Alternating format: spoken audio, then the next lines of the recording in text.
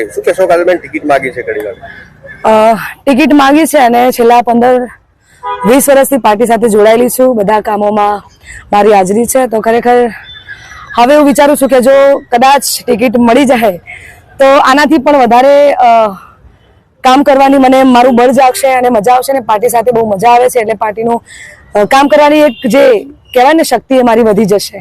લોકગાયકમાંથી કહી શકાય, સિંગરમાંથી રાજકારણમાં આવવાનો વિચાર કેવી રીતે? હવે આટલા 15-20 વર્ષથી જોડાયેલી છું એટલે જાગ્યું છે કે ના, કામ કરવાની વધારે મજા આવે છે બીજેપી સરકાર સાથે. તો વધારે શક્તિ જાગી છે કે હવે હું કંઈ પણ કામ કરું પાર્ટી માટે.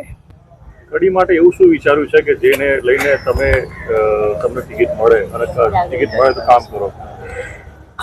સેવા કરવા અને લોકોની સેવા કરવાનો એક આ મોકો મળ્યો છે.